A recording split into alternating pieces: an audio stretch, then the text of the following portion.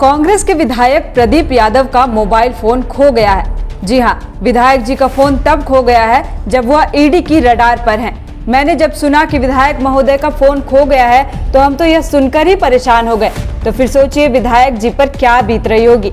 सोचिए जिनका इतना व्यस्ततम शेड्यूल होता है, जिन्हें हर दिन सैकड़ों कॉल आते हैं, उनका मोबाइल फोन खो गया और वह निश्चिंत बैठे हैं। मुझे लगता है वह मोह माया से ऊपर उठ गए हैं। उनको ना किसी चीज के आने की खुशी है और ना किसी चीज के जाने का गम। और एक हम है, 15,000 का फोन खो जाए तो हाय तौबा मचा देते हैं। खैर, मुझे चिंता इस बात की सता रही है कि माननीय विधायक जी बिना फोन के मैनेज कैसे कर रहे होंगे। उनके क्षेत्र के लोगों की भलाई का काम फोन के बिना कैसे हो रहा होगा। अब आप संयोग भी देखिए ना, कल ही ईडी की टीम छापेमारी करने पहुंची और कल सुबह से ही उनका फोन स्विच ऑफ हो गया। प्रभु की भी अजीब लीला है, कैसे समय में उनका फोन गुमा दिया। वैसे मुझे हाल की 1-2 घटना याद आ रही है, हालांकि उन घटनाओं का इस खबर से कोई ताल्लुक नहीं है, फिर भी सोच रही हूँ बता देती हूँ। तो सुनिए, ऐसे कई एक मामले हैं जिसमें एजेंसियों को देखते ही किसी ने मोबाइल फेंक दिया था, किसी ने तोड़ दिया था, तो किसी का फोन गुम हो गया था। उसमें से 1-2 किस्सा झारखंड का भी है। आपको इंजीनियर वीरेंद्र राम याद होंगे।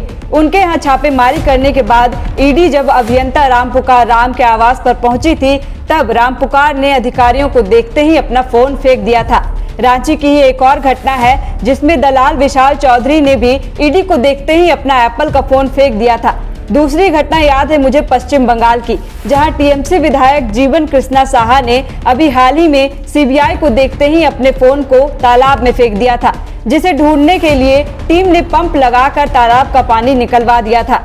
एक घटना याद है मुझे दिल्ली की, जब सीबीआई ने मनीष सिसोदिया पर फोन तोड़ने के आरोप लगाए थे। कहा था कि सिसोदिया ने जानबूझकर मोबाइल फोन तोड़े क्योंकि उसमें एक्साइज पॉलिसी से जुड़े सबूत थे। अब मुझे तो एक बात यह नहीं समझ आती है कि जो फोन व्यक्ति को सबसे अधिक प्रिय होता है, लोग उसे ईडी को देखते ही दूरी क्यों बना लेते हैं। चलिए फिर अपने विधायक प्रदीप जी पर आते हैं और बताते हैं कि सिर्फ फोन ही नहीं खोया है उनके आवास पर भी ईडी ने ताला लगा दिया है। जी हाँ, कल प्रदीप यादव और उनके करीबियों के यहाँ मंगलवार को हुई छापेमारी ने विधायक की मुश्किलें बढ़ा दी है। ईडी ने रांची, गोड्डा, दुमका जिले के 13 ठिकानों पर कल छापेमारी की।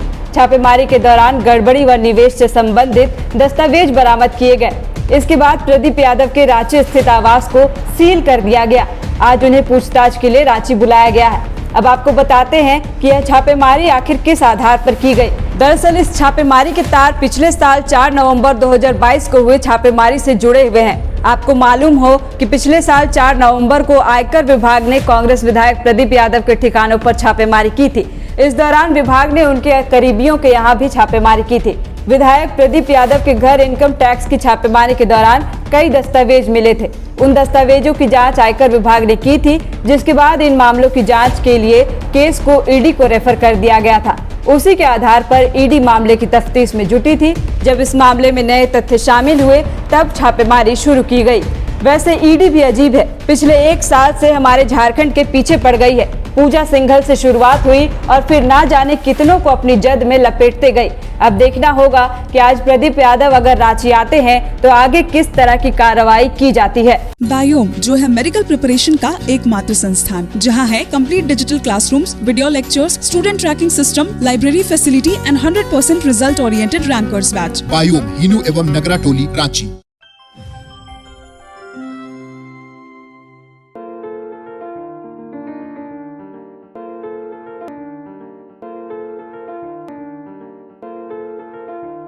thefollowup.in.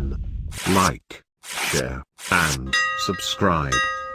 www.thefollowup.in